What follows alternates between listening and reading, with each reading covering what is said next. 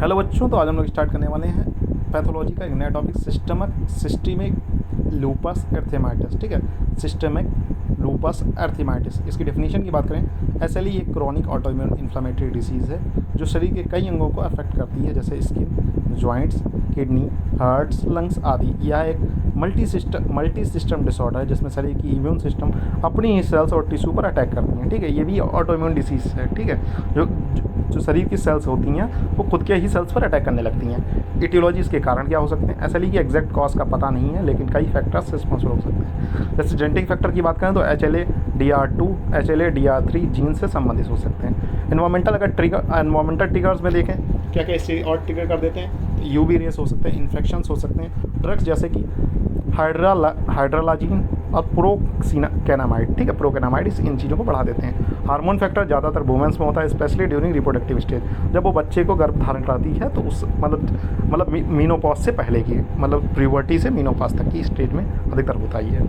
Immune dysfunction, auto antibodies बनने लगते हैं। इम्यून का डिस्फंक्शन हो जाता है, जिससे शरीर में जो कोशिकाएं बाहर की कोशिकाओं को नष्ट करने वाली होती है, वो शरीर की अपनी कोशिकाओं को नष्ट करना शुरू कर देती हैं। ठीक है, पैथोजेनेसिस की बात करें तो रोगजन्य प्रक्रिया, किस तरीके से रोग होता है। इम्यून सिस्टम में ऑटो एंटीबॉडीज़ बनाए, जैसे ANA एंटी-DS DNA बनाती है।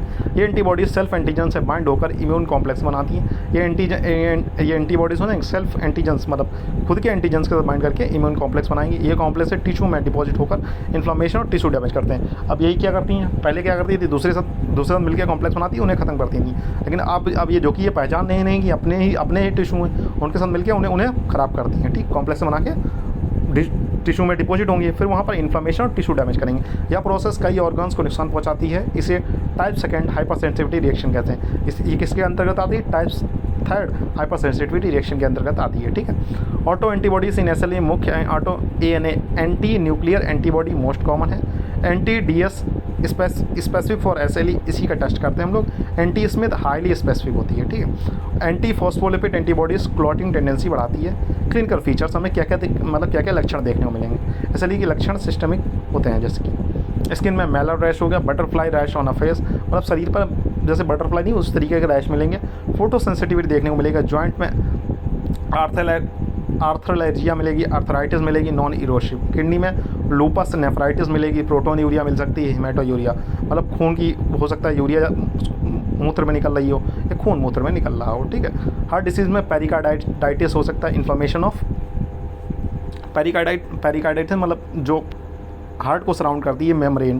ठीक है, उसमें जो फ्लूइड मेम्ब्रेन होती है उसमें इन्फ्लेमेशन हो जाए। लंग्स में प्लूराइटिस मतलब प्लूरा में इन्फ्लेमेशन हो जाए। ठीक है, ब्लड से रिलेटेड बात करें तो अनीमिया हो सकता है, ल्यूकोपीनिया हो सकता है और थ्रोम्बोसाइटोपिनिया हो सकता है, प्लेटलेट्स का काउंट बढ़ना। ठीक है, फिर इधर बात करते हैं नर्वस सिस्टम में। नर्वस सिस्टम में आपको सीजर या साइकोसिस मतलब पागलपन और झटके मिर्गी के दौरे से आएंगे। ठीक है, निमोनिक्स इसकी याद करनी है, सोप ब्रेन MD। ठीक है, MD का ब्रेन सोप है, सोप ब्रेन MD। तो सीरोराइटिस हो सकता है, सीरोराइटिस किसमें हमें प्लूराइटिस इसमें आ जाएगा। ओरल अल्सर मतलब मुंह में अल्सर हो सकते हैं, आर्थराइटिस हो सकता है, फोटो सेंसिटिविटी हो सकता है, ब्लड डिसऑर्डर्स होते हैं, रीनल डिसऑर्डर्स होते हैं, NA पॉजिटिव मिलेगा। इम्यूनोलॉजिकल डिसऑर्डर्स मिलते हैं, न्यूरोलॉजिकल डिसऑर्डर मिल सकते हैं, मैलर रेश हो सकता है और डिस्क्वाइड रेश मिलते हैं हमें देखने को। ठीक है, फिर हम लोग बात करते हैं डायग्नोसिस। इसकी डायग्नोसिस कैसे करते हैं, ANA टेस्ट स्क्रीनिंग टेस्ट होता है, एंटी-DSN एंड एंटी-SM ये कन्फर्मेटरी टेस्ट होते हैं, ये ज़्यादा स्पेसिफिक होते हैं इसके लिए। ठीक है, ECR और CRP थोड़े एलिवेटेड मिलेंगे। यूरिन टेस्ट में हम प्रोटोनयूरिया मिल सकता है। प्रोटोनयूरिया बहुत सारी अलग डिसीज़ में भी पाया जाता है, तो ये खास स्पेसिफिक नहीं। एंटी-DS DNA और एंटी-SM ये कन्फर्मेटरी टेस्ट होते हैं। फिर हम लोग किडनी की बायोप्सी कराते हैं इन लूपस नेफ्राइटिस। ठीक है, ट्रीटमेंट क्या क्या कर ट्रीटमेंट बेसिकली ये आप नेक्स्ट ईयर में पढ़ेंगे। ठीक है, NSAID चलता है, जॉइंट पेन अगर जॉइंट में हो गया तो जॉइंट पेन बहुत ज़्यादा हो रहा तो NSAID चलाएंगे आप। ठीक है, स्टेरॉइड इन्फ्लेमेशन कम करने के लिए NSAID चलता है, non steroidal anti inflammatory drugs चलते हैं, इसमें NSAID चलता है। इम्यूनोसप्रेसिव ड्रग्स चलते हैं, जैसे अजिथ्रोपिरिड चलता है, साइक्लोफॉस्मामाइड चलता है, हाइड्रोक्लोरोक्विन चलता है माइल्ड SLE के लिए। ठीक है, regular follow up and sun protection जरूरी है।